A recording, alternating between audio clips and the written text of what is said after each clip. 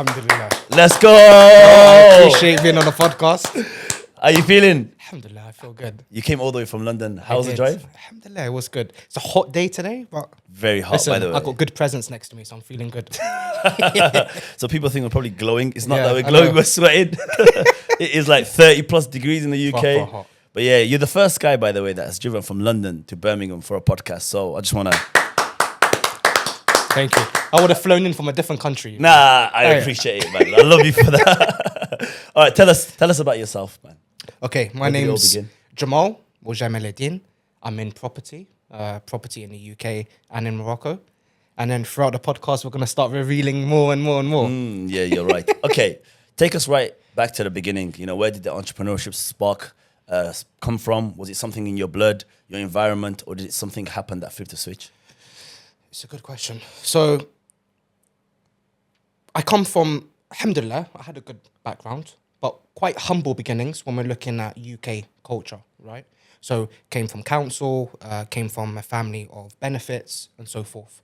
So, I always saw other people had more money growing up. And I could see the types of houses they had, the types of cars that were being driven by parents.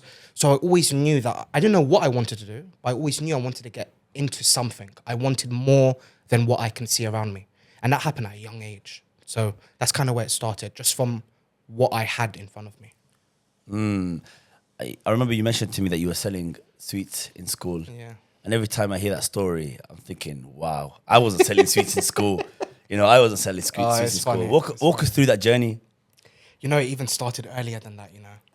Like, I remember, it started even earlier. I remember literally, I had clothes that I didn't need. And this was back, like, either year 4 or Year five. four? Year 4, year 5. And I went to school with my backpack filled with games. Like, I had Blades, I remember. I got excluded for it. I was selling Blades in school. I was like in year 4, year 5. And I had my own T-shirts. I was selling them. My dad was telling me off. I was just selling anything I could. What am I doing with the money? Nothing. I don't know. I'm just selling just to have something in my pocket. And by the way, I'm in year 5. Were you saving? Were you spending? Just having it just at home, just in my pocket. So you were always been a stacker. Someone's good at saving. I've always been good at saving. It's a skill that I struggle with, you know. If I get £5 goes. Yeah. I mean, yeah, it started young. But with the selling, I started selling in year 8. So how old are you in year 7? What age is that? But 11. 10, 11. So I would have been 12 at the time. Yeah. So I remember in year 7, you know, you're young in school and you got like the year 11s and stuff. Yeah. And I saw that they were selling. And I could see like they're selling crisps, Lucozade chocolates. But I'm in year 7, I'm not going to do anything. Year 8, I'm like a year in, taller, older. So I'm like, I want to start selling. So I remember I went to, I had a Tesco next to, when I was living at my mum's. So we had a Tesco there. And I went in just to see how much the stock costs. And then I remember I needed money, but I didn't have any. And Osama, who's now my business partner, I remember I went up to him and I asked him for £10 and he gave it to me. And that's when I bought my stock. And I remember you telling me a story about how you and Osama met. Tell me about that. Your business partner. Yes. So Osama, I've known him since year 7.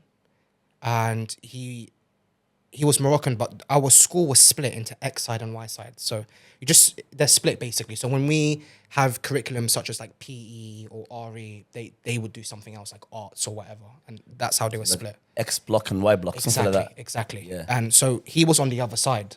So he had a different set of friends compared to me, but I always knew of him because he used to always get on my bus and I knew he was Moroccan.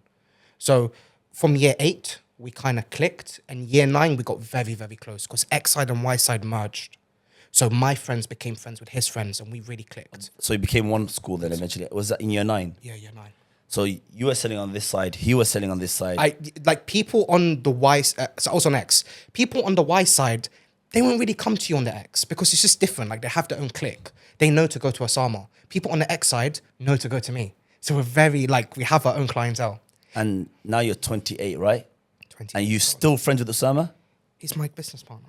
Your best friend, business Best partner. friend. He is my brother. Wow. And it all started from X and Y block. You know, a fun fact, we share bank accounts. We share cars, we share bank accounts. Before I got married, we were sharing houses. We are very close. So you basically brothers. We're just one. We're just one. Mashallah. You should see the amount of transactions that came out today from him. Do you ever just call and say, what the hell did you buy that for? Yeah, literally. It's the account. Thank you. Thank you. It's the accountants that they always come to me. Like, what's going on with Osama? He's spending this. Like, okay, let me talk to him. you know one thing we did? Well, it's funny. We put a block on his card that he can't do more than 5K in a day. He needs approval. In a day? Yeah. Is it still active now? Yeah. If we have like refurbs, the app will tell me I have to co-sign. Yeah, Osama's a spender. I'm Osama then. And if Osama, you're watching this, Hey, me and you're going to be you good better friends. Spend everything. But you always need one person to say. So Always. from year 7, year 8, year 9, year 10, year 11, you're making money, I'm assuming, in school. I was doing around 15 to 20 pounds a day. But at that time, 2010, 9, It's- 11, It's crazy. that's a lot of money, it's by crazy. the way. It's crazy. What are you doing with the money? Like, honestly. I was... So anytime, for example, any new PlayStations came out, I was buying them, any games, school uniform, books that I needed, school trips, my sister as well. If she needed anything for school, I would get it for her. But I was stacking up. So I had a Nike, what do you call it? Like a shoebox underneath. The And bed. I had money in there, basically. You never had your parents. No. Steal I had it? my no. You know what? Sometimes, like, I remember, like, my mum used to ask me for money for the bills, so I would give her some. Yeah, At that age? yeah. Well, it's hard times, man. Especially if you're on benefits. It is. Yeah, I agree. it's a proper provider from a young age. So at 15, you started deal sourcing. Yes, And this is where your entrepreneurship journey really kicked in and started. really kicked in. Tell us about deal sourcing. And for those that don't know what deal sourcing is, what is deal sourcing? How did you start it? How did you get into it at such a young age? Okay, cool. So, deal sourcing is let's put it this way. You've got people that have money but no time, and people that have time and no money.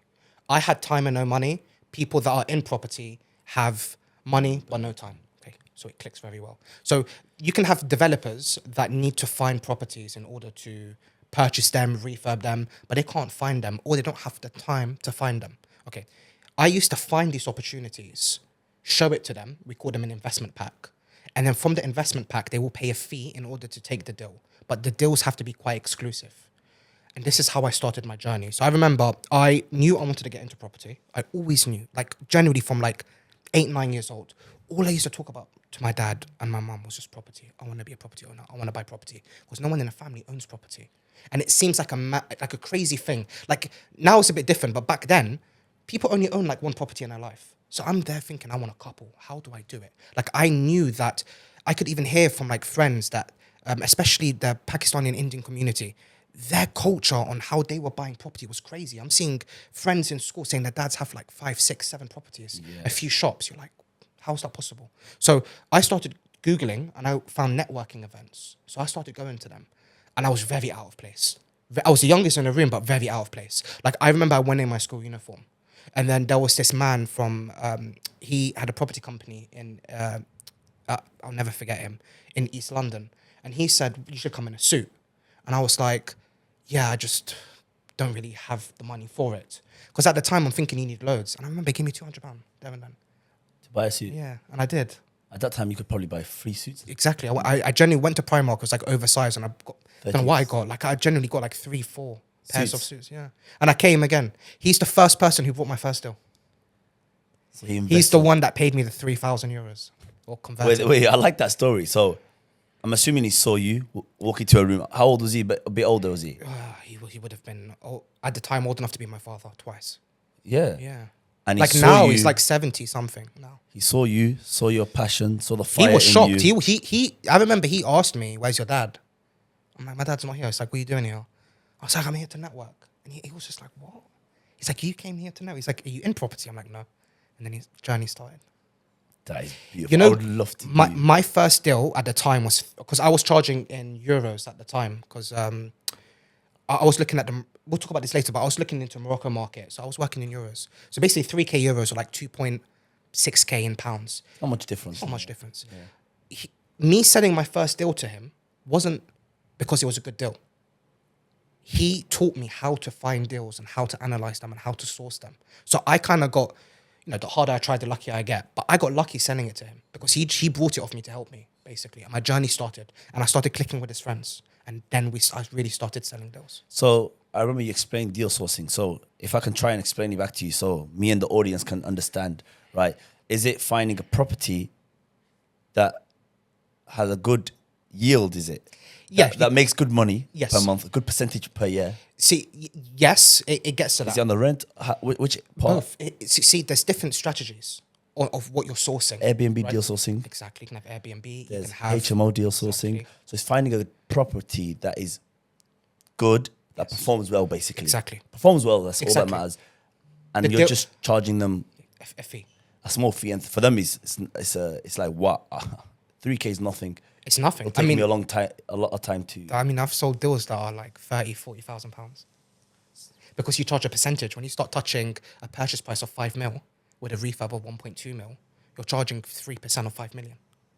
And that is a lot of money. That's a lot of Not money. gonna cry. Yeah, We'll it's a lot of keep money. That's a lot of money. So from 15 to 18, you were deal sourcing.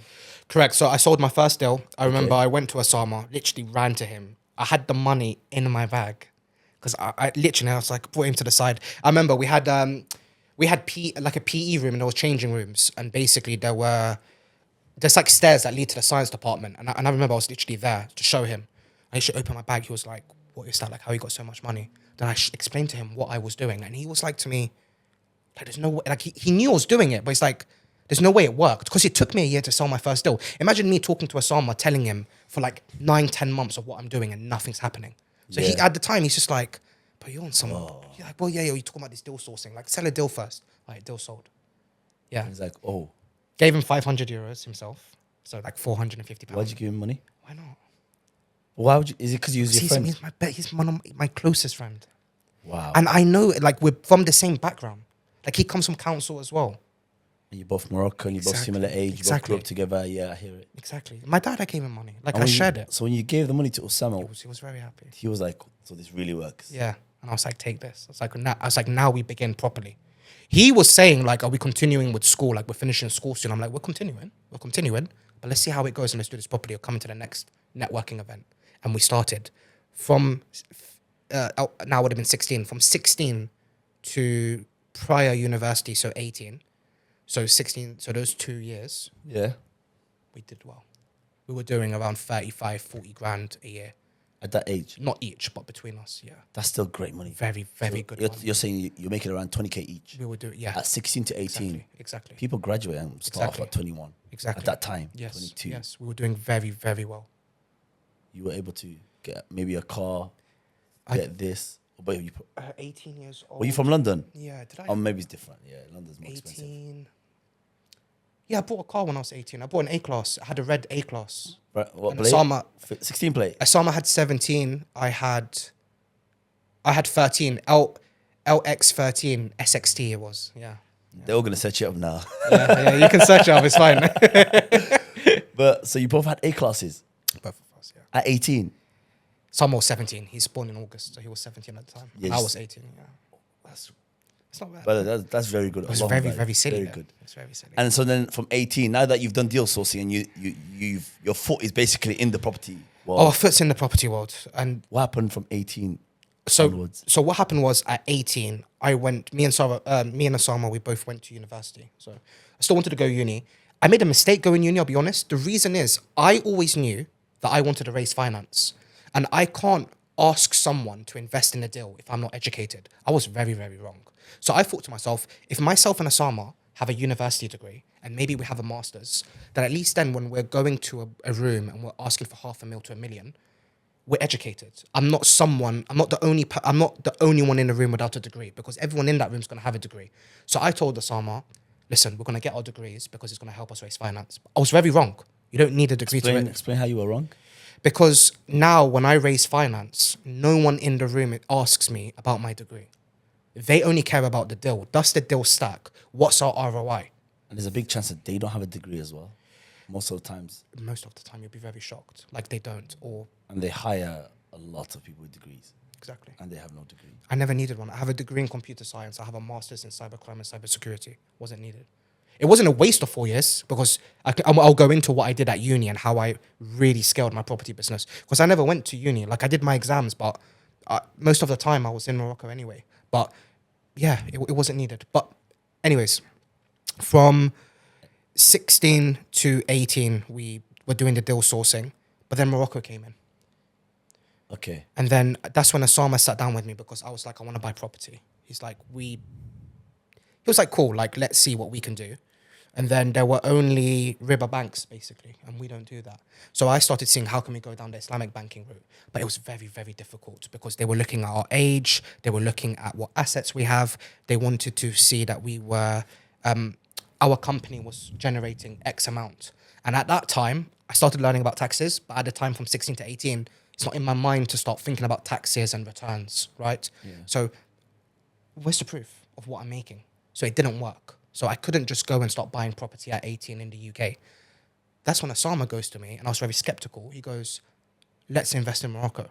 And I'm like, I hear the horror stories. I hear the stories from my father, my family, people talking about Morocco. It's a beautiful country, but I'm hearing mistakes that the older generation made. So I'm like, well, I'm going to invest in Africa at the moment. Like maybe in the future, but right now, it's London for me. Like it's the UK. That's what I want. Yeah.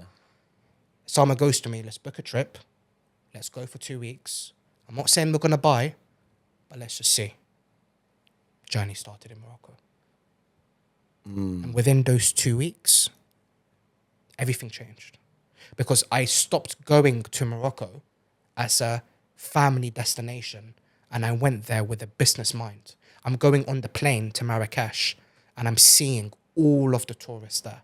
I'm now going to Marrakesh and I'm generally seeing all of the cultures that are there that I didn't see before.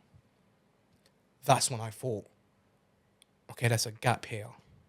There's a And market. exactly. And then I started looking at the purchase price. And I'm seeing there are properties. I was 18. This is like 10 years ago now. Yeah, 10, almost 11 years, 10, 11 years ago now. 2017, 2018. Exactly. Yeah, exactly. And I'm seeing property prices.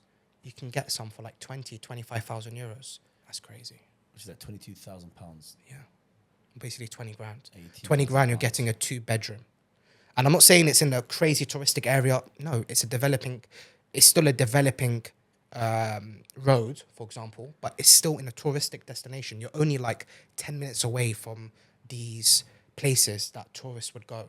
Did you end up purchasing a property whilst you were there? Yeah, 17,000 euros. Split it 50-50. So it's 15 grand and 7.5 grand each. I'm assuming. Exactly. Can you imagine that? I sell deals for that amount, one deal. And my mindset started shifting now because we got that property. I still hold it to today. It didn't do well on Airbnb. It didn't. I had a lot to learn. The location was wrong, the purchasing in that area. If you hold something long enough, it's going to be worthwhile. But at that time, Airbnb didn't work for that location. So I put it under habitation, which is like long-term rental. And we were doing like 150, 160 pound profit. But it came to a point that I'm sat down and I'm like, we just spent 17,000 euros. Alhamdulillah, we are so grateful. You know, I've ticked off a box that I have keys in my hand. But we just spent 17 grand to make 150 pound. A month. Yeah, like how long do I have to wait to make back that 17? And I'm sat there like we're missing something. There is something that I just can't fathom. And I don't know what it is, but it's itching, basically. Like, there has to be a faster way. I know people that own, like, you know, you have people like the Candy Brothers that own God knows how many properties. How did they do it? There's something they've done where they can acquire a mass amount of property. And that's when we started learning, and this is where I got introduced, the arbitrage route. What's that? That's when you control a property without actually owning it. It allows you to rent a property off an owner, like a lease, where you have permission to sublet out. And you sublet it. So you can either sublet where you re-rent it again, or to make it really profitable, you sublet and put it on Airbnb or Booking.com, serviced accommodation platforms. Yes. We call it in this country Rent to SA. If you're from the US or from Europe, you call it Airbnb arbitrage. You arbitrage the unit out. I wasn't skeptical. I've heard of it in the UK, but I know it works in the UK. Who says it works in Morocco? So Osama started telling me, let's try arbitrage for an apartment. I'm like, hell no. Like, we're not doing that. Like, I would much rather do it in the UK. He's like, look, at the end of the day, we are one. The money is both of us, right? You want to do one in the UK, I want to do one in Morocco. If they both work, great. If one of them works, then fine. If they both don't work, then we tried. But you've got to give me my chance. I'm like, you know what? I'm being quite controlling. Okay, fine. Allow me to do one in the UK and you do one in Morocco. But I thought to myself, you know what? Let me hold off from the UK. I'm going to be with you. So we basically Do you want right? exactly we did one. So we got our first apartment that we did under Rent to SA. We got this. It's in Marrakesh, basically. Good area. If the audience knows Marrakesh, it was next to Marjan, above a little bit above Gilis, which is a good location. And we got one there, and then we put it on Airbnb. The day we listed it is the day we got our first booking, and we were sleeping in it. So I remember Sama comes to me, he's like, "We need to get out," and I'm like, "Get out what?" He's like, "This property." He's like, "We just got a booking," and I'm looking at my phone like, "What?" And I look, and we have a booking for like 2 weeks. And we got the cleaners to come in, jumped out. Yeah. Basically in cash homeless. But like we know we rented it. And that's you where should have made your money back Yeah. for the month. we did. We Made a bit on top as well. we made more than a bit. I think if I'm not mistaken, it was like 4,000 dirhams, which is like £320 rent at the time. And then we were doing around £1,000 gross. So we were probably netting. We basically doubled our money. Every month. Exactly. But the thing is, our ROI, so that the money that we put in, right, in 4 months, we made it back. So it's a 4-month ROI. So in the fourth month, we did another one in month 2 anyway, because we had the cash flow for it. But if I didn't have the cash flow, in month 4, I would have had enough to have done the second one. So this is where you started, and you started this at 18, by the way. This was 18, 18, like, correct? 18. So you started, was it mainly Airbnbs you were in at this point? It was Airbnb, and then I got introduced to Booking.com as well. So both platforms, yeah. So platforms. Airbnb, Booker.com. Exactly. And I'm sure there's a few other platforms as well, side platforms. Either side But platforms. These two are the major ones, Exactly. right? And then you did it in Morocco mainly. So the first one is in Morocco, you said. The second one was in? So, we did Morocco. We did many units in Morocco before we even went back to. So you did more than probably 10. I remember we did 5 apartments. No, sorry, we did 6 apartments, and then we decided to do villas. So we started going down the villa route, but it was expensive at the time. We needed like 15 grand to get started. We had the cash, but we were thinking, how can we not spend it, right? Tried, didn't work, so we spent the 15K. But then when I got the second unit for the villa, because that was doing like 1.2, 1.3K in pounds. But the first one, Exactly. No, Second the one. villa. The villa was doing 1.3K. when did you get the villa? This was after we got the 6th apartment. Still the same year. We've done this all within the year. Or within a It was an year? aggressive year. So villa was where you really saw, wow. Exactly. And then I got introduced into something called conciergerie. What happened was I started going to complexes and I was door knocking, basically. And when I was door knocking, my accent, like my Darija is very broken in terms of like, you can tell I'm not born there. You just know, right? And you can hear my British accent. So when I'm talking to people, they're just like, "Man, you're British, you look quite young. Like, what's the story? Come inside, have a coffee." Journey started. I started then learning about JVs. So what I started doing was when I was pitching them, I was saying, look, how much you want to rent the property out? Like, would you rent it to me? They're like, we'll rent it like 3,000-4,000 euros a month. I'm like, okay. What happens if I could make the profit, take a cut, but you take majority of it? And I started at 10%. 10% was very low. They were saying yes because they couldn't believe how low my fee was, but I just didn't know. My fee started changing from 10% to 20%, from 20 to 30. And when I really started building out my name, I started jumping to 40%. Can you explain how that system worked there, that Exactly. percentage and how that whole model works? So imagine, for example, I put it on Airbnb, okay? Most of them don't have mortgages because these are like foreign investors. Alhamdulillah, they've got very good money. They don't really have overhead costs. So the property is just sitting there. It's just sitting there, literally. And they've got multiple properties in Morocco. Some of them are there on a holiday for like a week or two, like a holiday destination, and then it's not doing anything for 6-7 months. Okay. So I told them, look, let me put it on Airbnb. Let me manage it. This is my team. These are my units. I had proof of concept. I've been showing my units. This is what we're doing. This is what we're making. I already had my first villa, so I'm showing them my villa. And I told them, look, my villa ain't as luxury as this. But look what I've done with something that's not that luxury. Oh, Then I they told them, believed. exactly. So imagine, for example, we were doing around 6,000-7,000 euros gross, right? We would net after bills, let's say about 1.5K away from bills. So let's say we're like, keep it short, 5.5K, for example. Let's even round it down to 5K. So there's 5,000 euros net. From that 5,000 euros, I'll get 10%, which is around 500 euros. Then I started going to 20%. So now I'm doing 1,000 euros. Then at 30%, I'm doing 1.5K. But that's off one property. You got 10 of those, you're way more than 10 grand a month. And that's called conciergerie. It's like property management. and I was doing that in Morocco. That's how I was getting villas that at that time cost, like today, they're probably worth like 1.52 million euros. But back then, probably like 700K to a mil. And you're just managing them Exactly. and making Alhamdulillah. money. We were making good money. We were back then way over 10 grand a month. Way over. But we didn't feel it because we didn't spend it. Truly, we didn't. We were very, very disciplined. Very disciplined. We got very close to Deen as well because now we're in an Islamic country. Were you living there that time for a bit? Yeah, one-way ticket. How long were you there for? I was coming back and forth. But I was basically there for 2 years. So you're chilling at Khurtubiyya. Yeah, it was good, man. It was amazing. And also, you know, in our uni, we didn't have passes or we didn't do registers. So what I used to do is if I only came back for exams. That was it. And I did computer science. So majority was coursework. Yeah. Exactly. So I was only coming back like a couple times a year for exams. That was it. For uni. Yeah, that's it. And you're about almost turning 19 here. Now I'm basically 19. And when you came back to the UK, Yes. did you move to another city? How did No, so basically what happened was alhamdulillah, we were doing well. We had our units, and I told Osama, I want to try this in the UK. Osama's like, forget the UK. It's, you know, it's got a lot of haram in it. Like, just forget it. But I was very drawn. I had dreams. Pound is strong in it. I remember my journey of when I said about always wanting to own property in the UK. Yeah. Like, I'm so thankful what's happening in Morocco, but I've got ties to the UK. I do. I want to own. I still want that dream house. I still want multiple properties. So I told Osama, you stay in Morocco, right? I'll go back myself. You trust me. Let me find a unit. Started looking for units, and I had an opportunity. Basically, I was doing outreach for... I was trying to do rent to SA, so I was trying to do the same thing, Airbnb.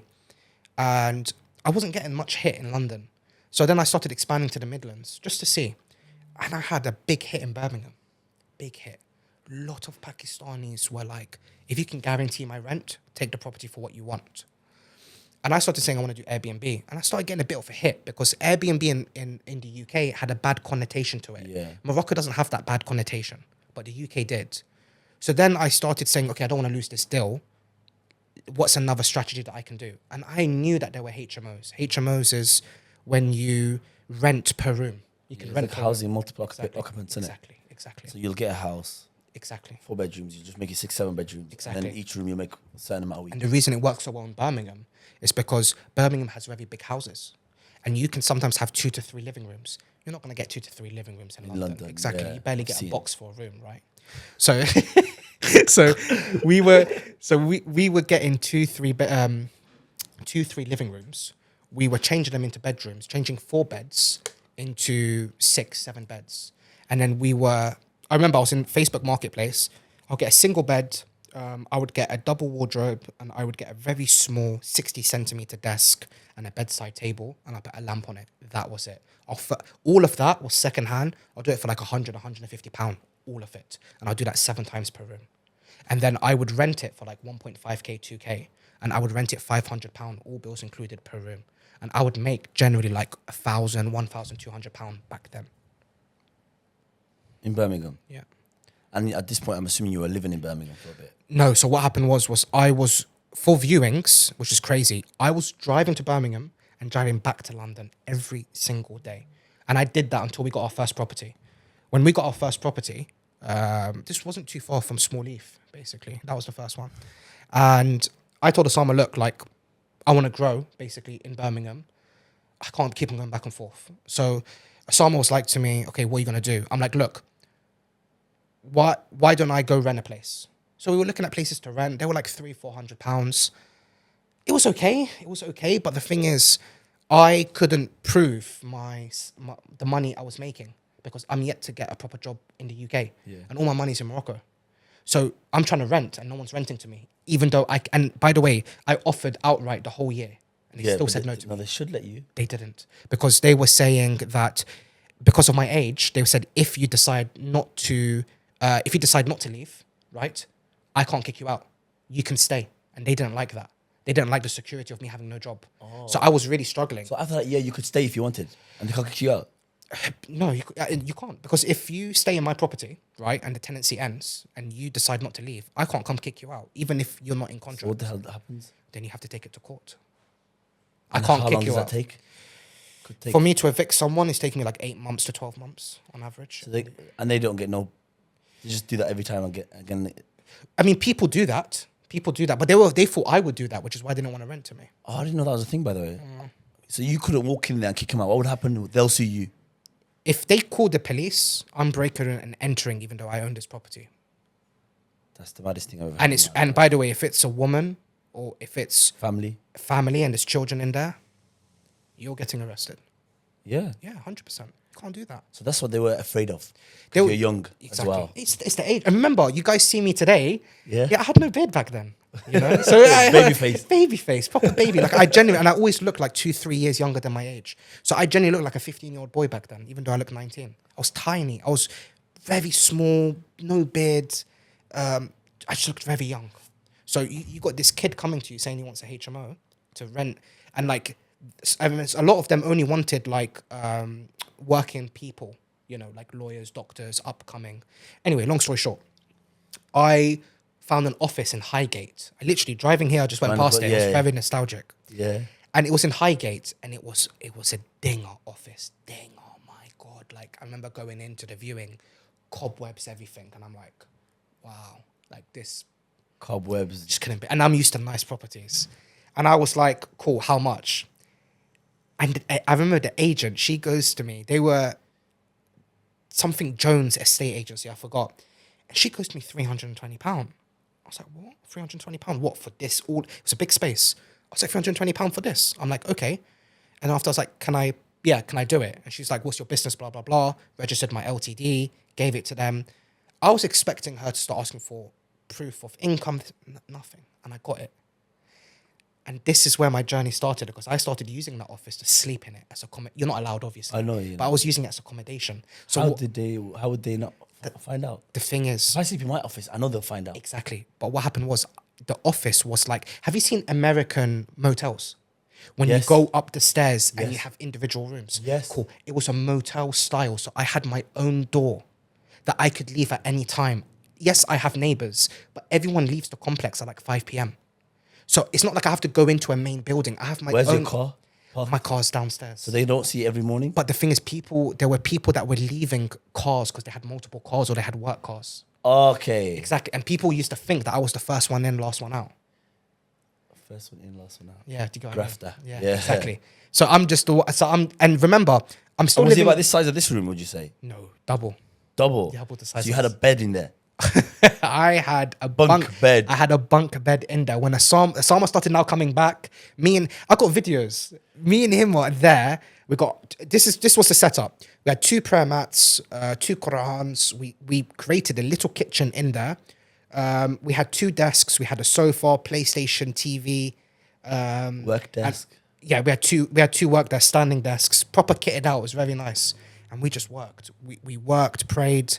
That's all we did, and we were eating out like constantly. And we had a small kitchen, but it's like a I kitchen. assume you'd be eating out. You never had a shared kitchen. It was your own kitchen in there. We built our own kitchen. Or you had someone come in and pay? Yeah. Pay him? Yeah. Okay, you guys are mad. No, we done it up. We got someone to come in. They plastered, painted. Like, even though it looks. By the way, I don't know how much we pushed that property value up. Like, we did a refurb on it. And how long were you there for? I had the office for I'm guessing 2 years. about 2.5 even. But the thing is, I only slept there for less than a year because I started accumulating HMOs. And what I've done is I left a double room for me, not rented, and a double room for Osama, not rented. So every time I came to Birmingham, I always had a spot. It was my HMO. I had my own room and I had the best room. This was just in the upcome. But the office I kept, it's just we didn't sleep in it anymore. Talk to me about that 2 years and how you ran up HMO to maybe, I don't know how many units you... We had If you had to 10. guess. I had 10 in total, but I got rid of 2, so I had 8. And this is 8, is it 8 buildings, properties? We're 8 HMOs basically. I don't know the split. So it's but 8 probably I had times 3. I had CV1 and CV. I had 3 basically in Coventry, CV1 and CV2, and then I had the rest Scattered around Birmingham. literally in Birmingham. And then I started looking into Nottingham, but Nottingham, I didn't close on it. No. Do you figure out what area is the best in Birmingham, for example? For me, it was. Wait, I'm gonna hurt my Birmingham followers. Wait, let me be careful with my words. Say it was Sky areas. not. I know I'm you're trying to gonna say articulate that. myself. Wait. The ethnic minority predominant areas would Yes, do they well. did more well because I tended to find that It's easier. they were the ones going for HMOs because they, you're coming from another country, you're sending money back home, you don't have enough to rent the entire property, so you rent a room. I tended to see that it was more ethnic minorities that were going for it, so I went to ethnic areas. That's why with Highgate, for example, even though my office were there, I would argue that even though it's a nice place, it's not as affluent as other places in Birmingham. So course. those types of areas, Smallleaf, Highgate, that's why I was getting my HMOs. And at this point, you've got 8 units. I got 8. I had 10 in total. I had 8. you're doing very well. I was doing about 1.2k each unit. So I'm assuming 8 I units. was basically over at 60 I was at 10k. I was at 120k a year just in the Yeah. UK alone. Yeah. Just in Birmingham. Oh, UK, yes. Yeah. Wow. And then we had Morocco as well. And at this point, there was a point where you had to leave Birmingham, which is very sad because if you were in Birmingham, you would probably had the chance to meet me. Yeah, I know. I don't live too far from Highgate. But so you had to go back. Was it, what was the reasoning for you going back? So I basically got introduced to my missus, who I'm married with and have a little one with today. And she was based in London, basically. So I was spending way more time in London, but I was able to because my units were just rented out. So I kind of moved away from Birmingham and started trying to build a property empire in London, basically. But I was still going back and forth to Morocco a lot. Like, yeah. Sometimes I would fly, even now, I go at least on a monthly basis. I go on a day and come back. Just in one day. Yeah, just the other day, I went to Morocco, I signed a document and I came back. Couple hours. I have to come back. Because it's only, 2 hours, 40 minutes, something like that? Literally, about 3 hours. Same journey probably took you to get here as well. So it's same. Literally, the time how long I spent in the car today would have been the same as a plane. Yeah, London to Birmingham. Yeah. I'm back and forth. Literally, I'm at the airport every fortnight. I have an extended passport. I needed to get another passport that's extended to allow more stamps in. Oh, yeah. I know you talk about 52 pages or something like that. 132, 152, I think innit? so, something like that. I Yeah. had to get it recently because Yeah. I lost my passport in Saudi like Yeah. a couple of months ago. The whole video on TikTok. So you mentioned that at this point you went back, got married, I'm assuming. Yes, so start of 23. So I was 22, engaged, just turned 23 and just got married. You know, they always say when you get married, there's a lot of blessing that comes with it. And I heard a saying from a rich man as well. He goes, if you're single, you make money. Yes. If you're married, you make a lot more money. Yeah. And if you're married with kids, you'll make a lot more money. Hey, the Is amount, that true? 100%. Because of the barakah. From my marriage, alhamdulillah, I saw a lot of barakah come. But the barakah I got when I had my little one, Even more. I can't fathom it. I've heard of it. People have told me.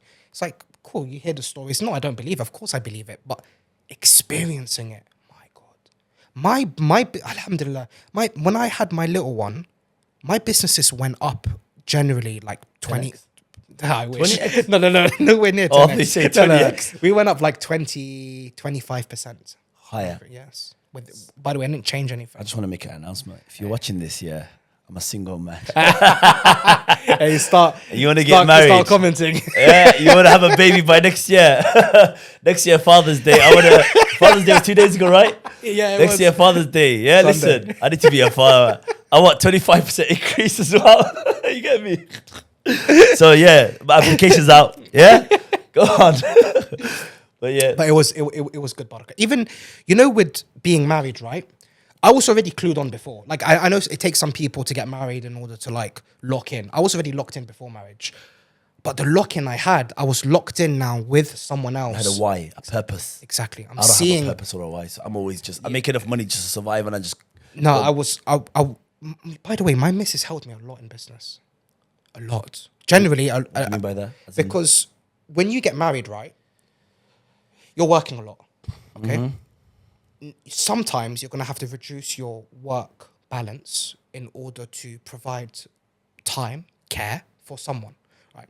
the missus understood my journey. She understood my vision.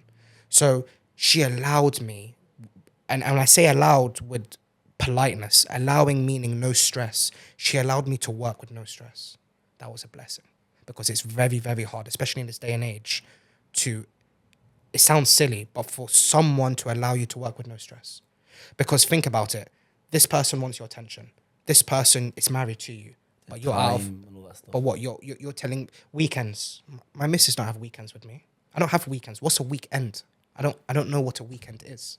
I only started taking Sundays off when my little one was born. What's a weekend? What, you take your day off on a Saturday? That's silly to me. What's a Saturday? What's the difference between Saturday and Monday? That mindset, you need a particular woman to understand that. That's why marriage is so important, to pick the right person. Did she know about what you were doing before you married her? Or did she have an idea? Not really, no. Did A small idea, like very small. Because remember, I'm yet to be on social media. I'm not on social media right now. I only started. what year was this? 23? I only 5 years started. ago? I only started social media like 3 years ago. So at 24, 25 you started. I think 25 even. So I don't have social media. I'm not showing my accomplishments. No one knows what I'm really doing. And even if you see me, maybe the watch might give it away potentially at that time. That's what but you're wearing. Is that a tag? this one's a tag, yeah. But this is special to me. This was my first watch, expensive watch in my eyes that I brought. And that was 1,750. Now, like, there are different watches. But back then, to spend almost 2 grand, yeah. spend 2 grand on a watch. I bought this years ago, though. What do you think about this one? Hey, it looks beautiful. Hey, Allah on my back. What do you think it is? Looked like a Rolex to me. It's my own watch brand. Is it actually? Let me see. I have a watch brand called Guided & Co. I think most people know about it in Birmingham. Hey, guys, he's trying to sell to me. Do you see? No, I'm not trying to sell to you. I just like designing. It's got like the AP feel. Yeah, I like it's it. got different feels. I love I tried that. to make it as luxury as I can. It's nice. You can see the weight is good Yeah, as it's well. good. I used to work at Watches Switzerland, so Yeah, I've sold all yeah. of these watches that you can That's consider. good. And then I remember having that love for watches, but I couldn't justify spending 5 grand on a watch. I know. Then I said to myself, let me start my own thing. Let me start my own thing and make it affordable for people. Premium at the same time. They still got the same steel as these big brands. No, it feels good. You know what I mean? So Send me the link. don't even talk, man. And these guys, the link, you know where Link's the in link the bio. is. It's in the bio. Don't worry, you'll be in the bio somewhere with me as well. But yeah, so you got married, Baraka. Yes. I remember at this point, you got into a different game. Buying, sorting it out, flipping, something along these lines. Talk to me about that first. Okay, so I remember I was looking at flip opportunities at the time, right? And you know where I went. I had to come back here. You know, it's just like my journey felt like it was here. So I was looking at Birmingham, innit? Exactly. The best city in the UK, by the way. Just above Birmingham, just next to Wolverhampton. And I remember I was looking at property flips there. And I'm looking and I saw a property that was at auction.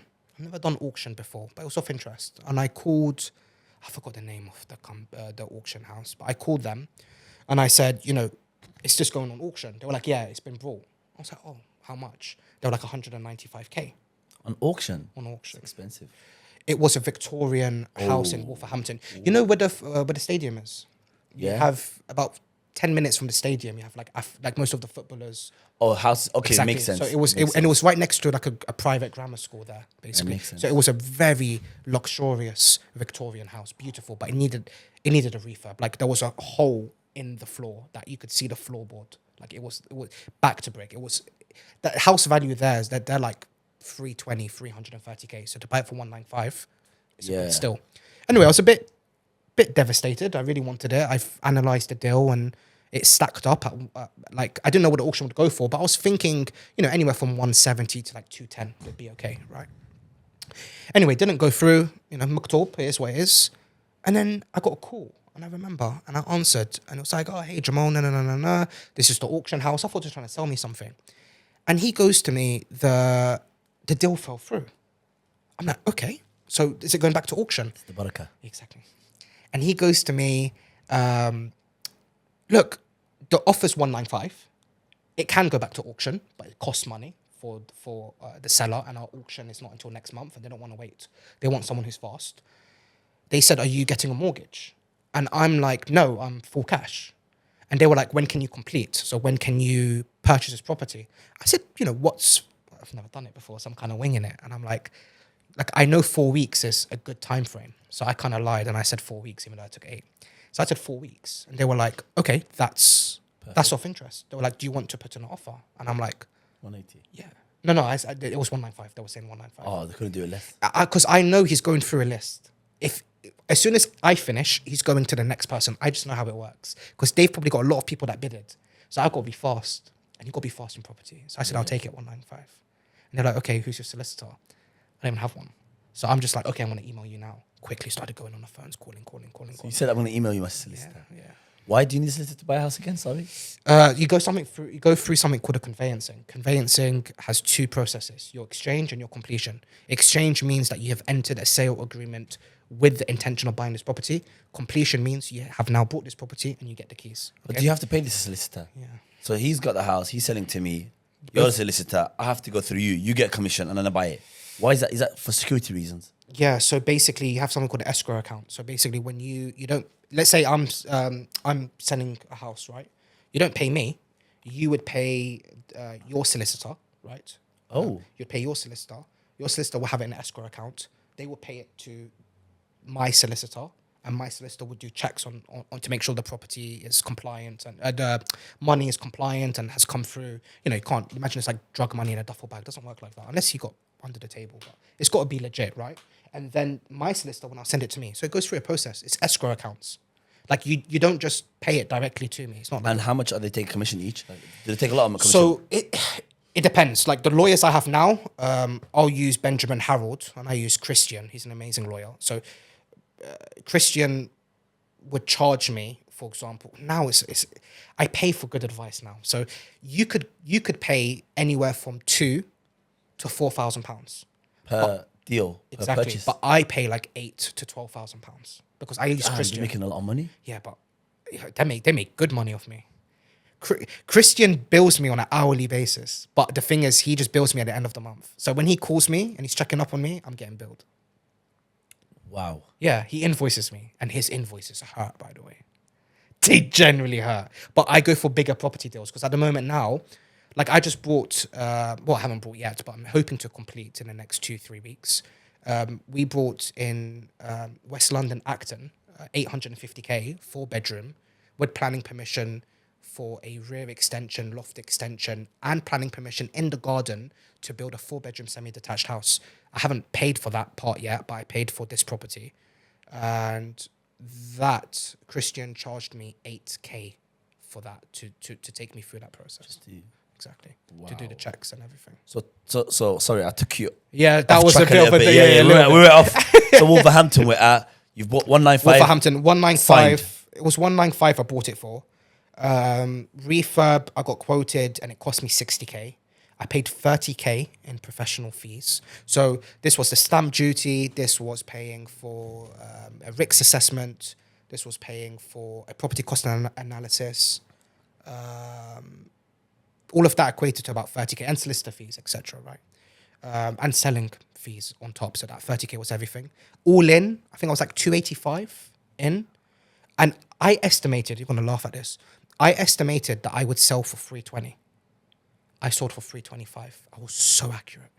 40k. So you made 40k. 40k, and that took 7 months. About 7 months. Made mistakes. First one, but it was good. 7 months. The first one you made money. Most people lose on the first time because they don't know. Because I did deal sourcing.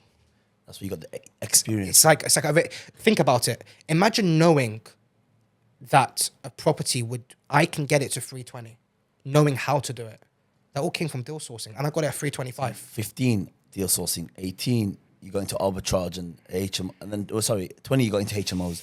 18 you got into even Airbnbs. 19 HMOs. 19 HMOs. I'm assuming you carried on with it until by 22 did the got married, and then you don't know what happened to do before the marriage or after. It was during my marriage. During like at the early stages. Yeah. Wow. Yeah. So all within 8 years, you're a property owner at this point officially. I sold it, but and then you sold it, obviously, yes. But you I got in that 50-year dream, and it didn't stop. It continued. Talk to me about how that continued. So I remember I had the 40k. Osama said, transfer it, bring it to Morocco. I said, yeah, I can. I was like, let's leave some money in the UK, maybe like 10k, and we'll we'll send the 30K back to Morocco. We'll reinvest it. So he was happy with that. If we got to bring it back, we can bring it back. So transferred the 30K, hit our business account, kept 10K in the UK accounts. And then I started looking for other opportunities. And it really started off from there, if I'm being honest. Are you still in property to this day? Heavily. So how come, like, most people when they look at money, they look at obviously crypto, I did crypto. stocks, and all these other things. Why real estate, man? Why real estate? That's an expression I like. Safe as houses, and it's a good expression. I hear all that all the time. You know, when you bricks and mortar, you can't beat. Now, look, I'm all for crypto. I'm all for stocks. You know, if it's halal and it's permissible, I'm all good for it. That's fine. But when you own something that you can feel, you can touch, you can smell, you can Old money. exactly. And when you rent it, nothing's guaranteed in life. Nothing is guaranteed. But it's the closest thing that I can think of in getting a guarantee. Yeah. Because yes, you can have someone who doesn't pay. I understand that. But I've got someone that's contracted that's meant to pay me every 30 days. And you just can't beat that. Now, is it slow? Yeah, it can be slow. If you don't know how to do it right, it can be slow, right? But once you get multiple, it really skyrockets.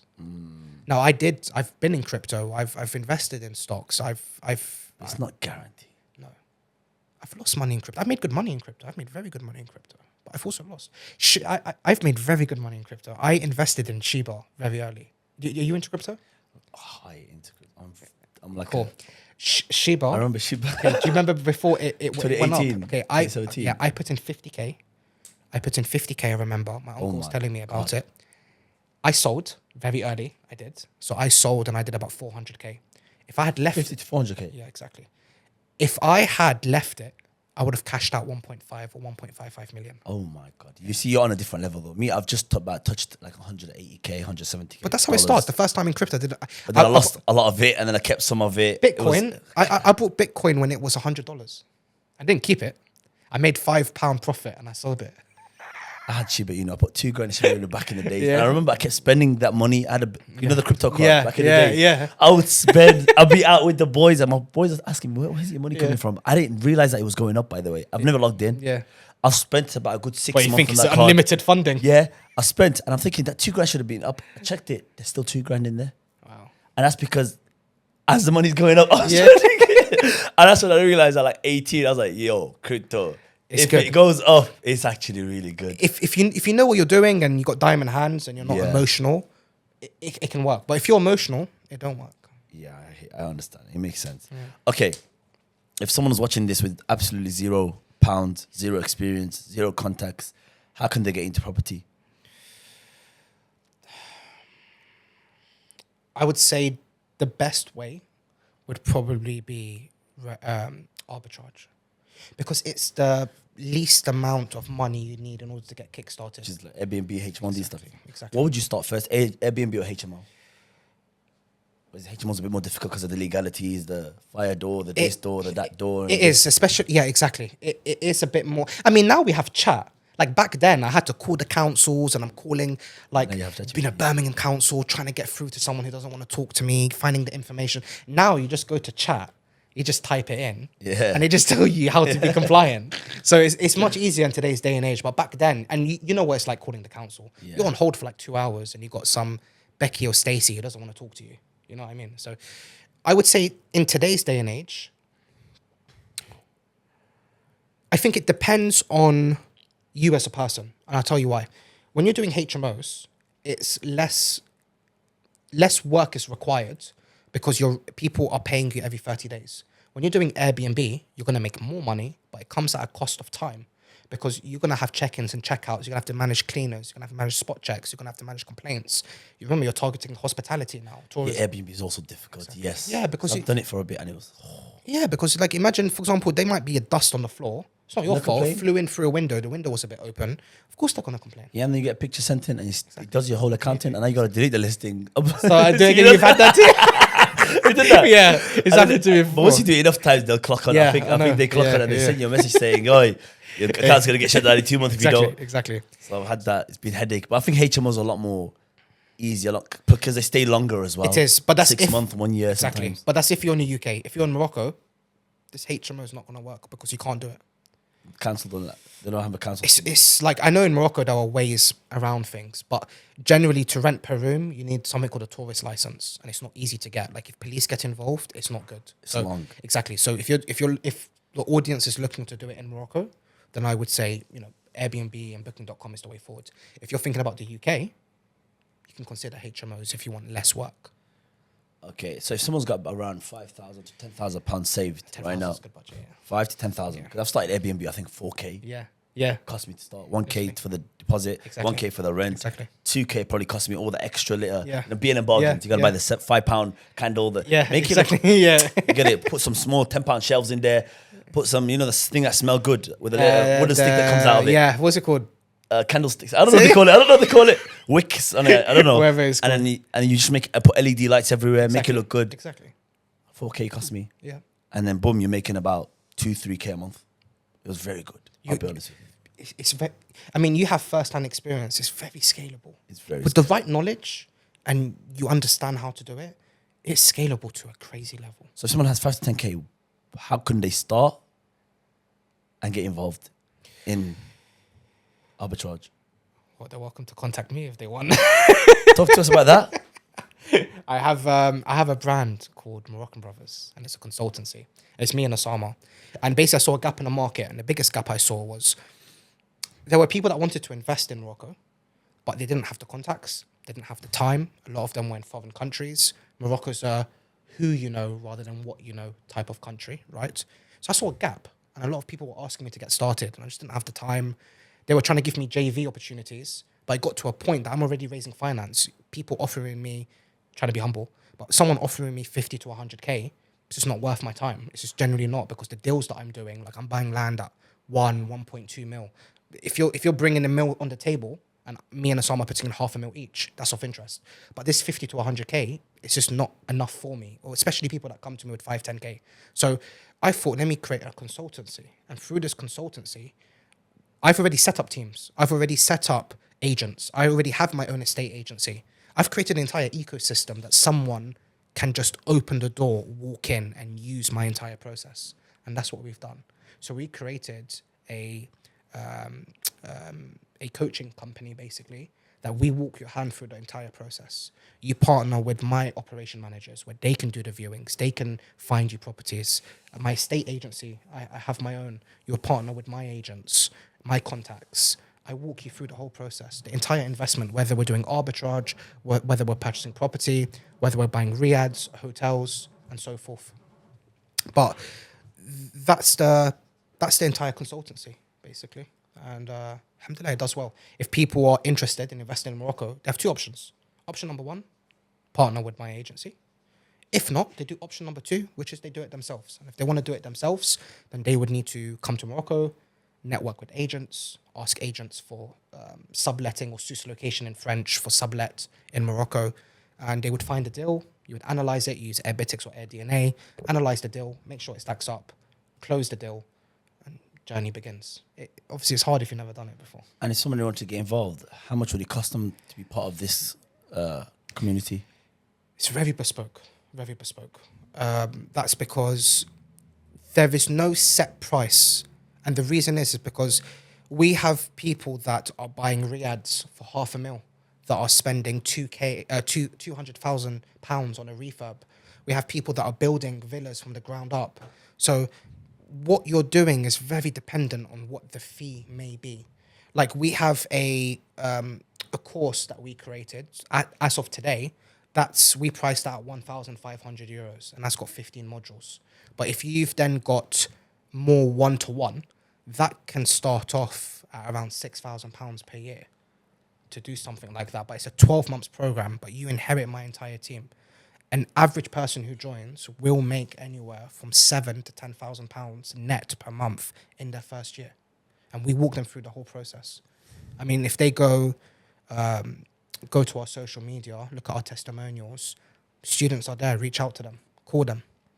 This is what I always do, and I always tell my sales team this, is if someone's skeptical, right, let them call students, and don't even tell the students they're calling. And that's how we grew this agency, because our students back everything. It's like I'm telling you students can make 10K. Like, speak to this person. Ask them. I have a student called Valentino. He's on 20 grand a month. Speak to him. Don't even tell him that. I'm not even going to tell him you're going to call. Valentino already knows that if, potential students might call. And they network and they become best friends. And then they join the program. Lead by example. No, I like that. I like that. That's very good. Yeah. Because if I called and I had to spend 6K, obviously most people nowadays, 6K is a lot of money.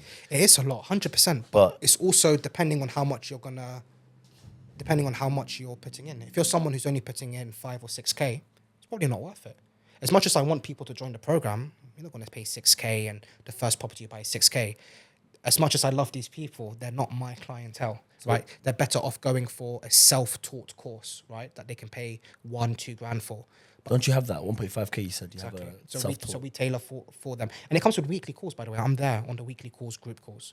But when we're going for a 6K package, the individuals I have, they'll have minimum around 20, 30K minimum in the bank, all the way up to some of them have a mil plus. Okay. So when you're someone who's got 30, 40 grand, 100K, 200K, it's investment. I've had, for example, the last student I had is called Joe. I kid you not, 5-minute call on the phone. It's a 5-minute call. He said, send me the login, send me the banking details, right? Like our payment link. I said, sign the contract first. I sent him the contract and the payment link. He didn't even sign the contract. He already sent it 6K. He's spending $500,000. Do you think he cares about 6K? I mean, it's like he has an e-commerce business where he said he's doing like 50, 60 grand a month. He don't care about 6K. So you can see the difference in clienteles. But I've catered for both clienteles. And how many students do you have part of the 6K program? Now I have not that many. I think like 42, 45. And I'm assuming because it's 6K, you have the time to give each and every single one of them time, is it? Exactly. Every single one. Because I've created an ecosystem. For example, when you're sourcing a property, yes, I can source your property, but I've created an entire estate agency. I have an office in one of the most prime locations in Marrakesh. My office is completely done up. It's on YouTube. You can see it. We have boardrooms, everything. Come in, meet my team. They will source for you. I don't need to be involved in the sourcing. I've hired teams for that. I'll oversee the investment. I have my team for that. Go with them. If we are now furnishing the property, I don't need to furnish. I have operation managers that I've hired for the past 7 years that have furnished all my properties. So we've got team members that help with different things. Teaching them how to do the Airbnb. Obviously, they can do it in the UK, but it's much more better in Marrakesh without a doubt. Because rent could be 600, 800, without a doubt. Remember, and you can make me investing in the UK. It's more. Sounds bad, but it's more egotistical. It's like it's my country. I've dreamt of it from a young age. In terms of, is it a good investment? Listen, I've made money, but I had to spend 285K for my Wolverhampton deal, and I only made 40K. That's not a lot of money. If I spent 285K in Morocco, in 1 year to a year and a half, I would have doubled my money. I would have made 285K in 1 year. Because I'm assuming Britain's already kind of grown, whereas Morocco's growing, and it's growing at a fast pace. Exactly. And I know was the World Cup that's happening in a few years, and these are 2030. 2030. Yeah. That's what, 3 years. Yeah, that's gonna speed up the process. So if you own houses near the stadium now and you buy them now, exactly, eating double the price, triple the price. Morocco we call Morocco the London in the 70s. You see, in London, currently is the best country in Africa, no? Most visited country in Most Africa. visited country in Africa, yeah. I mean, I would think it's the best, but that's my country. Like, we don't know what's the best country in Africa. Honest, I've been in Morocco more times than I've been in my own country. Yeah. But I know it's the most visited destination in Africa. Nah, and I think it'll continue to. And it's also the easiest to travel there as well. It's not hard, especially as a Brit. When you think about it, imagine bearing in mind, sometimes I forget this. Morocco's in Africa. Yeah, like, for me, it don't feel like it. It feels like Europe. Exactly. But it's in Africa. You're telling me you're flying for 3 hours and you're in the your continent is Africa now, and you did that in 3 hours. That's crazy. 3 hours. It took me 2.5 hours to get here. Another half an hour I would have been in Kesh. That's crazy, man. I remember you mentioned to me earlier that you spent a lot of money on networking. A lot. And meeting people. Yes. Why is that? So I go to places called member clubs, and member clubs are invite only institutions where particular individuals will go there in order to relax, work, or network. And you can come in as a guest, but you can't walk in. For example, I go to Maison Estelle. That's in central London. You always have 2 bodyguards outside. And when you go in, they take my phone and they will cover my camera and my speakers because of the types of individuals that are there. And there's 7 levels. I got invited by one of my investors, Mohammed Jamel, and one of his friends. They had to write a 500-word report on why I should be invited. It took me a year to get my invitation. I had to pay about 7,200 for year 1 and then £6,000 every single year. On top of that, nothing's for free in there. Anything, food, coffees there like £8, salads like £25. But the people you meet, I've made a lot of money in that room. You know, I give you an idea. I had someone called Stefano. He was next to me, and I was in the members club, and I remember. I'll keep it short. He was talking about investing 100 million. He has a fund. You know how crazy that is? That a man is next to me having a coffee in jeans talking about 100 million. Started networking with him. He funded a deal that I had in Fulham, and he invested 1.2 million with me, and that all happened from that place. That's an example of these places. A lot of people say networking is stupid. Why would you spend 7K? What the flip, you meeting people? It's stupid. But when you hear stories like this, networking is... Your network is your net worth. Yeah, like, remember, I come from humble beginnings. How can I meet someone? Forget 100 million. That's just too much money. How can I meet someone who's worth 10 mil? Like, it's just like, how can I get to that person, especially if I come from humble beginnings? Like, these are the places you go to. Member clubs. Member clubs, you're going to have these types of individuals. And everyone's kind of like wealthy in a way where nobody's stingy. Like if you bring them an offer and they like it, they will pay.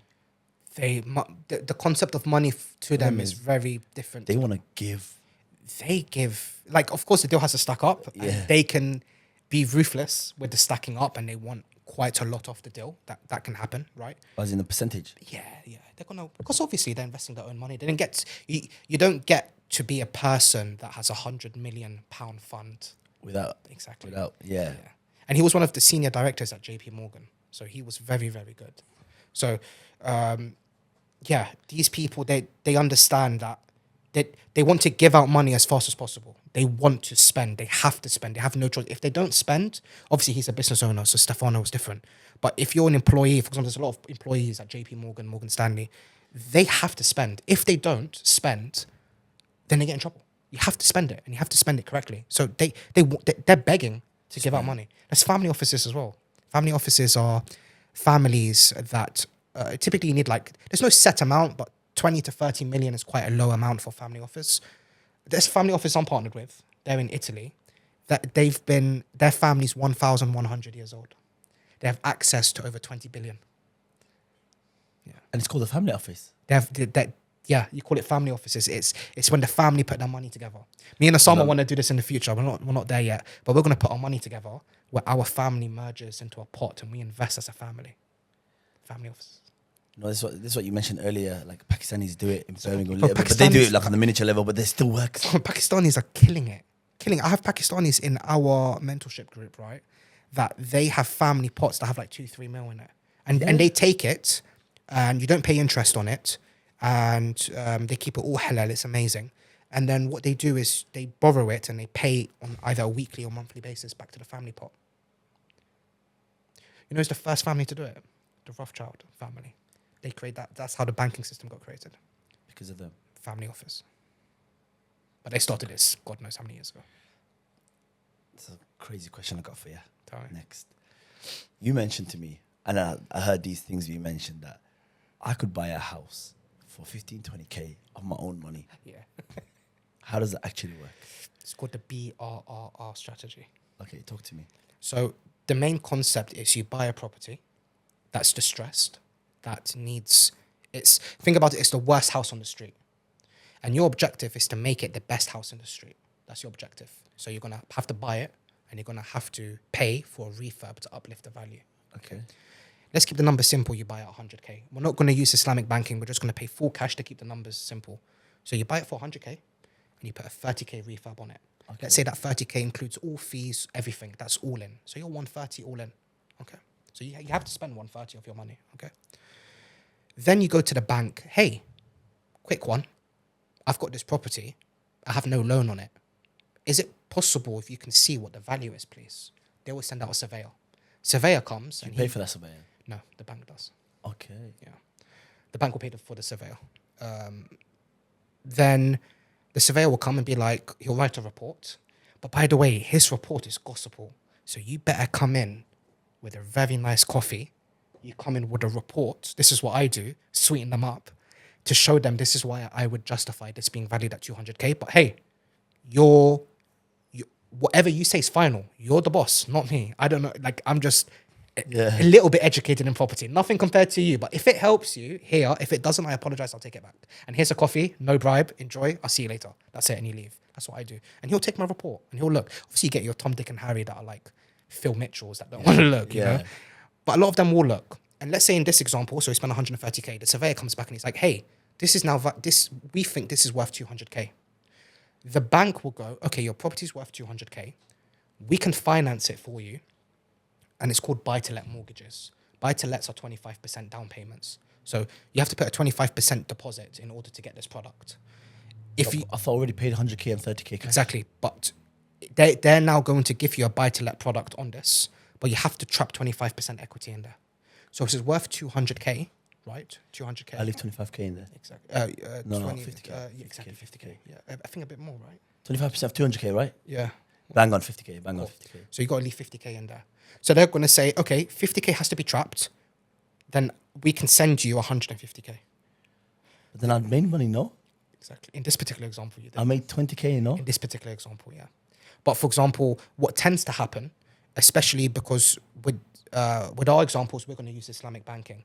Islamic banks are going to give you a 40% equity, has to be kept inside. Because Islamic banks, because there aren't so many of these products, they can really charge what they want. So they will tell you to keep 40% in there. So if it was the Islamic bank, 40% of 200K would be 80K, and I could take 120K out, but then I only pay 10K because 130K. So that's why with your example, you like my maths though, innit? You like it, way too quick for me. I need you as my accountant. That's what I studied in uni. You're gonna laugh. I studied accounting in uni because I loved maths, numbers. Hopefully, I didn't make no errors and I look stupid on camera. But I'd like to believe 40% of 100K is 40K times 2, which is 200K, 80. So.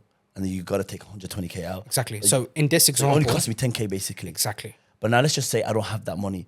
Can I get it loaned? Because obviously most people won't have 130K to buy. Can I loan this from my Islamic bank, for example, or whatever? If you want to do non-Islamic, Islamic, whatever it is, so loan the money, get the house, to pay them back, and I got a free yard out of it. Yes. I just didn't give that example because I thought it'd get too complicated, but that's what I do. So I wouldn't spend 130K. I would go in Islamic bank at a 30% deposit. So I put down 30K instead of 100K. And then I tend to raise finance for my refurbs. I won't put my own, I can do maybe like 10, 20%, but majority I would fund it with institutional funds, right? And I would give them equity in my deals. That's how I keep it halal, basically, no interest. So I give them part of my SPV, my company, basically, for the deal. And then I will do the project, let's say all in, let's say like 40, 50, let's say closer to 50K, for example. So I spent 50K instead of 130. You can do that. And then you refinance. It gets a bit more complicated, obviously, because now the bank is paying you, and with this, you need to pay the other bank. And then you've got to pay fees and early penalties potentially if there are any. If it's Islamic banking, there aren't any, but depending. So if I want to get into that, but let's just assume that I don't have the money, how do I do it?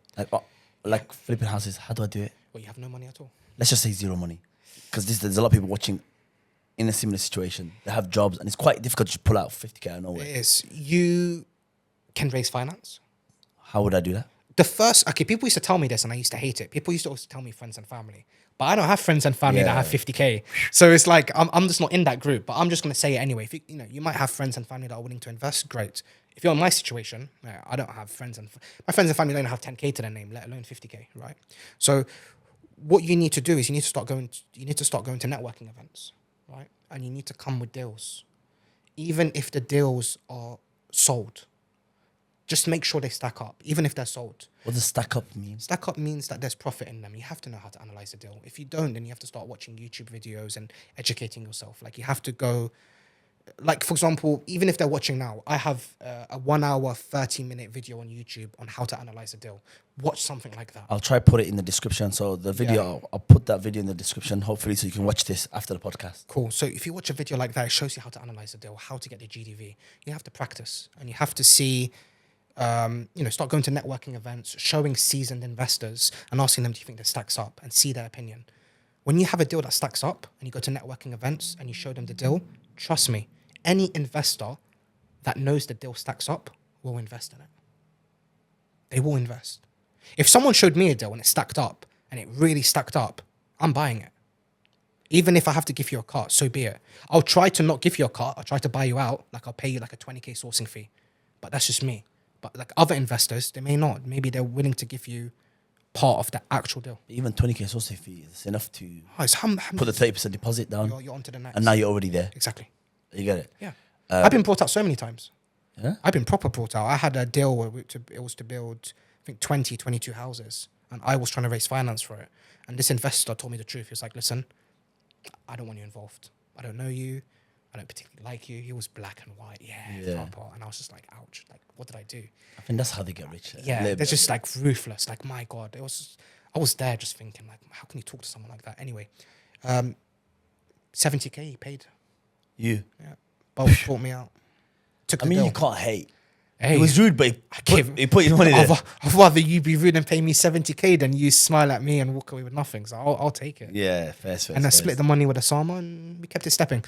I was never going to raise finance for that deal. It's not easy to raise finance for 22 houses. Maybe 22 houses? 22 houses. It was in Corby. And you gave him the whole deal? It's his. I connected him and everything? Everything. It was his. And I never done him dirty. I truly gave it to him. I didn't. That's fair. Okay, this is the final segment we're going to be going through. It's like I'm going to be asking you multiple questions and you have to speed answer it as quick as you can. Cool, let's go. So some of them, you probably already answered them. Some of them you haven't, I'll but repeat it. try and answer them as quick as you can. What's the biggest lie people believe about property? That, I know it's quick. Biggest lie is you can become a millionaire within a year or two. Property is it's a slow game. I'm assuming stacks. It's a slow man's game. It's not a generally. I know you've got crypto and stocks and all of this, but crypto's not a get rich quick scheme. You need to put some time and some love into it. It will be rewarding, but it's not quick. It takes time. It's an old man's game. Okay, what do rich people know about property that nobody teaches in school? The refinance model, how to pull all your equity out of a deal that you borderline got it almost close to free. It's a very, very what smart you just strategy. spoke about. Exactly. Okay, if you lost everything tomorrow, what would you do in the next 90 days to get it back? I would probably step out of this podcast right now, drive home, and start sourcing deals straight away. Tonight, I'm not sleeping. So from what I gathered, deal sourcing is... Yeah, because deal sourcing, remember, even with me, I pay deal sourcing. Yes, I do deal sourcing, right? But I do it for bigger deals. People sell me deals. Like that Acton deal, by the way, I didn't find that. That was a sourcer. I had to pay him 10 grand for that deal. He found me that Acton deal. I didn't find it. I don't have the time to find it. How does he find it? He found it because that's all he does day in and day out. Remember, I'm not looking West London for deals. Like I'm building multiple businesses. I'm in Morocco. Is he on a platform finding them? Is he on? Yeah, he's going to Rightmove, going to Zoopla. He's doing all of this, all of the calls, going to negotiating, taking it, putting offers on the property. He's creating packs. He's sending them out. And how does he find people like you to sell it to? So he was on Facebook and LinkedIn. And you can when I do outreach, I type in deal sourcer, and then a lot of deal sourcers come out. And then this particular chap, I reached out to him. Say saturated deal sourcing. I don't believe anything's saturated. I agree with you. I don't believe it, because at the end of the day, can you make exactly? Can we stand out? People always say things are saturated. I've been hearing saturation probably for years. You hear Morocco's saturated, UK saturated. Yeah, well, how am I making money for it then? It's broke people that say saturated. People will say that, food shops are saturated. Yeah, but people still making money. Money, exactly. And you got bloody a whole... Lily Parode, innit? Yeah. They all make you money. Look, you know about the red car theory? No. Red car theory is if you start looking for red cars, you'll see that it's saturated. There's too many red cars. Did you see any red cars today? I didn't see any. I didn't see a red car. Now, when you start driving back, call me later today and tell me how saturated red cars are. Like, yo, I've seen exactly, red cars. because you're in the market. Everything's saturated if you're in it. Yeah, that makes sense. Okay, we'll go to the next question then. What's the single best property strategy for someone earning a normal salary? Definitely arbitrage rent to SA, because the capital is so low to get in. Like to get in for 5-6K, it's a bargain. Okay, how do you spot a good deal before anyone else does? By not looking for the deal. You don't look for property. You look for agents. You build your network. I don't look for deals. I find good agents that send me good deals. It's the agents that work. Because remember, the agent sooner or later will have a good deal, whether it's today or next week. So don't look for the deal. Look for the person who has the deals. What's the one number every property investor must know before buying anything? Probably your... People say ROI. I would argue ROC. ROC, return on cash. How much cash are you putting in and how much do you get out? Is it worth your time? Only you can answer that question. Can you really make passive income from property, or is that a myth? 100%. You can. Yeah. Because you rent it long term and you say guaranteed, but just the closest word to guarantee is... That is possible, yeah. What does a typical week look like running a property portfolio? Now, alhamdulillah, I'm quite comfortable now. But, you know, I wake up around 4:45, 5 a.m. I take my son downstairs, give him some milk, chill with him. He'll go back to sleep. When he does, I'll answer emails. I look after him, basically. I don't work that hard. I look after him until 11 a.m., give him to my missus, and from 11 a.m. I'll start working until about 9, 10 p.m. And then you're back home. Yeah, exactly. Now I'm able to lock off from like 9, 10. That's it, I'm off work. What would you tell your 15-year-old self about money if you met him again? That's the biggest lie is that it's hard to make money. So it's possible. It's possible. More possible. I wish I could have told myself. And also I'll just keep it at that.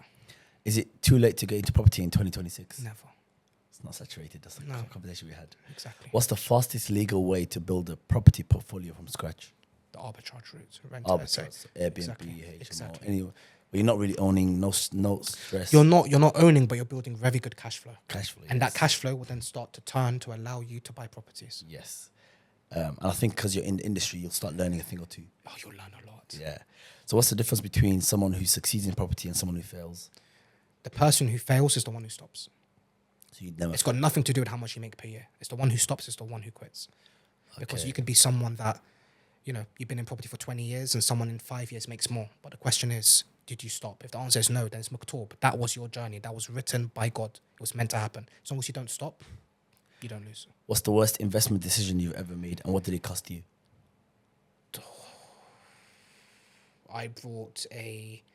In Morocco, I bought a property that wasn't titled. It was something called Milkiya, it wasn't owned by the person. It's complicated, but that was bad. I think I lost like 230K from that deal. I didn't have the right team. I buy Milkiyas now, but I have a very good team around me. Back then, I was just too uneducated. I got cheated, basically. Makes sense. How do you deal with bad tenants? You deal with them by giving them the boot. No, I'm joking. Bad tenants is hard, man. Wallah, it's hard. You just got to drop your ego and understand their situation and to reason with them. And no matter how much money you have, just be cool-headed the whole time. And just let them shout, let them scream. Because once you start shooting the gun, they're just going to go ballistic. So you've got to be very cool-headed. Okay. Very cool-headed. What's the biggest mistake first-time landlords make? Getting the numbers wrong, massively, and being very emotional, just like crypto. They buy emotionally, not intelligently. They buy with their hearts, not with their brain. Okay, what does equity mean in property? Equity is the amount of money that you put down towards the deal that is owned by you. So if we put down 20% equity, then I own 20% of that property. What's your prediction for the UK property market in the next 5 years? Probably what happened in the last 400 years. I think it'll go up by 1 to 1.5% year on year. And I think we'll have a correction probably in 2040. And property will just carry on rising like it did the last 400 years. There's a saying they say all the time that it'll crash. Always. Healthy corrections. Just recorrections. Exactly. You need to, you never listen. If you see a graph that goes like that all the time, there's something wrong with it. You have to have like that. When in doubt, zoom out. I hear it, But when you zoom in, you have to have corrections. You can't just be going skyrocketing all the way up, because the higher, what's it called? The higher you go up, the harder you fall. So, What book changed how you think about money? 10x rule, Grant Cardone. I literally watched the video on it yesterday. Very, very good. Very, and 10x The Intelligent Investor. I forgot the guy's name, but he was the mentor of Warren Buffett. That's a good book, Intelligent Investor. Intelligent Investor and 10x by Grant Cardone. How do you stay consistent when deals fall through and things go wrong? You have to be level-headed. You have to be so resilient. No one can. The mindset you have has to be immaculate. It's like, imagine telling someone who's a very strong Muslim that Islam doesn't exist. Could you persuade him? It's impossible. It's that kind of mindset. You can't on the ball. You don't stop at all. Doesn't matter how many times deals fall through. What's one habit you think every young person should build before 25? Sales. Sales. Yeah, even if you have to stop business and join a sales team for 6 months to 12 months, sales is everything. You have to walk in and control a room. You have to be able to handle objections. You have to be able to sell. You're either being sold to or you're selling to someone. It's one or the other. There's nothing in between. You have to have it. If you can't sell, you need to stop. Okay, last question. What's the one question nobody ever asks you but should? Was it worth it? Was it worth it? They never asked me that. They only asked me how much I make. Was it worth it? No. Explain. It wasn't worth it because the amount of money that I made sounds easy because I have it. Never really brought happiness. I really mean that. My happiness truly came from when I got married, when I had my son, when I became closer to Islam. It's all nice having fancy cars, fancy watches. It's nice seeing the family happy, but if you're truly doing... I want to argue a little bit. Go on, tell me. You wouldn't have had the time to get closer to your deen if it wasn't for the finances that you had. You wouldn't be able to get married if it wasn't for the money. You wouldn't be able to look after your son. It's true. So don't they come hand in hand? You get what I'm saying? It goes hand in hand, but I'll give you an example. Let's say you're on 30K a month, 40K a month. It's very, very comfortable, isn't it? Very comfortable. Okay, so do you need to get to 80, 90? Is it worth going to that step? What was the need? You're not growing, you're doing the opposite. It's true. But it comes at a sacrifice. You sacrifice time. I'm trying hard now to not. But for example, my son just had a reward ceremony. Sounds stupid, but he had a reward ceremony at his nursery. I wasn't there because I was working. Now, he doesn't know. Maybe him watching this podcast in the future. In the future, no. Yeah, sorry. But like, I didn't see that. Was it worth it? Probably not. It wasn't worth it. Why did I miss it? Sounds stupid, but it's killing me. Why? Why did I? Kill you? Because I'm not going to get that again, am I? This little kid walking all excited, showing his mum certificate. Dad's not there. How old is he? He's about to turn 2 in September. But it's not him knowing, it's me knowing. I'm not getting that age again. Inshallah, I might have others, but I ain't getting that moment from him again. With him, yeah. Over what? Better car. Nah, I hear it. No, it makes absolute sense. You have to find a balance, and I'm still learning how to find it. It's my own journey. Do you ever get mentorship on this, learning how to get the balance? Or kind-ish. It's not really mentorship. It's just me listening to my wife, trying to get grounded. Because if I listen to successful people, I'm measuring success with money. Yeah, they don't really have a very good balance. Exactly. Yeah. So I kind of listen to my missus when she tells me I'm kind of going a bit too. I understand to bring it back. No, I love that. I think you made me understand as well. Yeah. Good. I was going to argue for a second, then I said, you know what? It's because when you bring a child into it, it's so different now. Yeah. Because now you can picture it. By the way, I have the picture. He's showing his mom this. He's saying my name in the video. Dad, he's saying my name in the video. I know they're going. I'm not even there. What am I doing? I was in meetings trying to close a deal. It's all great that deal's going to go through. But anyway. All right. So this is the final saying. Where can people find you, follow your journey, and get in touch with you when they want to work with you, when it comes to Airbnb, whatever it is, getting into property, where can they find you? So we got, our brand is called Moroccan Brothers. You type it in on Instagram or TikTok, we're going to be on the first page. We're going to be on the top anyways, yeah. And then we got our YouTube as well. So you can go to our bio and then you can reach out. Someone in our team will pick up the inquiry. I'll try to put everything on the link. Yeah, just send it to me as well. So I'll just put everything in the link down below. So it's much more easier. Yeah, much easier. So Instagram, TikTok or YouTube, any one of those, and they can reach out. No problem. Habibi. I feel very sad saying this. I know you came all the way from London. Nah. Thank you very much for coming. Very I welcome. really appreciate it. Wallah, man. I appreciate it. And I'm sorry that your coffee's gone cold as well. No, listen, we're gonna enjoy it after this podcast. 100%. They're gonna go, but we're still gonna be here. Thank you for coming, my brother. I appreciate it.